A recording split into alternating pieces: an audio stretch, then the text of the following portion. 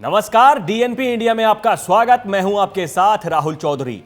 आगामी चुनाव को लेकर इंडी गठबंधन के लिए सीट बंटवारा एक सिरदर्द जरूर बना हुआ है, लेकिन खबर है कि कांग्रेस ने इस पर अपना प्लान तैयार कर लिया है। मीडिया रिपोर्ट्स के मुताबिक कांग्रेस आला कमान ने राज्य इकाई के नेताओं से घटक दलों के साथ तालमेल को लेकर कई मुद्दों पर चर्चा की है। बताया जा रहा है कि इस बातचीत में कांग्रेस कुछ मुद्दों और फॉर्मूलों पर पहुंच चुकी है।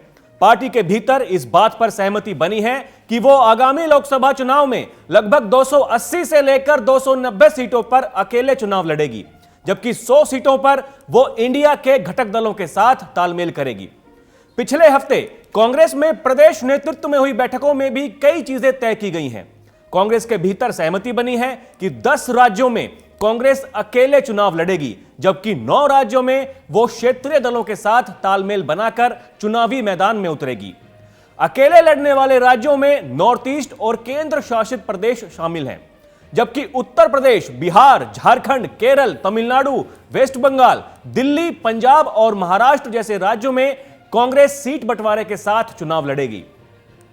पार्टी के केंद्रीय नेतृत्व ने इन प्रदेशों में नेताओं से साफ कह दिया है कि इंडिया ब्लॉक में सीट शेयरिंग पर अंतिम फैसला लोकसभा की तस्वीर को ध्यान में रखकर किया जाएगा। पार्टी ने तय किया है कि पिछले आम चुनावों में कांग्रेस जिन सीटों पर 2 नंबर पर थी, वो किसी भी तरह का तालमेल वहां पर नहीं किया जाएगा। उन सीटों पर कांग्रेस खुद अपने उम्मीदवार उतारेगी।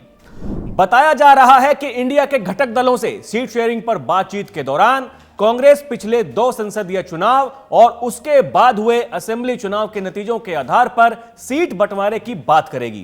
कांग्रेस 14 जनवरी से राहुल गांधी की अगुवाई में होने वाली भारत न्याय यात्रा के शुरू होने से पहले सीट बंटवारे का काम पूरा कर लेना चाहती है, ताकि पार्टी फिर पूरा फोकस न्याय यात्रा और चुनाव की रणनीति पर कर सके। कांग्रेस के केंद्रीय नेतृत्व ने राज्यों के नेताओं से कहा कि जो कांग्रेस की परंपरागत और मजबूत सीटें हैं, उन पर उम्मीदवार तय करने का काम शुरू कर देना चाहिए। वहीं सोमवार को एनसीपी सांसद सुप्रिया सुले ने मीडिया से बात करते हुए कहा कि महाराष्ट्र में महाविकास आघाड़ी के बीच सीट बंटवारे का फॉर्मूला तय हो चुका है और जल्द ही राज्य में इसे अंतिम रूप देकर इसका औपचारिक ऐलान भी कर दिया जाएगा।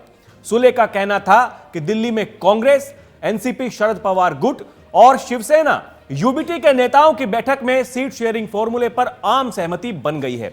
बैठक में भाग लेने वाले नेताओं में उद्धव ठाकरे, शरद पवार, सोनिया गांधी, मल्लिकार्जुन खड़गे और उनकी संबंधित पार्टियों के दूसरे सीनियर नेता भी शामिल रहे। सुले का कहना था कि सीट बंटवारे का फॉर्मूला पर काम हो चुका है और 1 हफ्ते के भीतर इसका ऐलान हो जाएगा।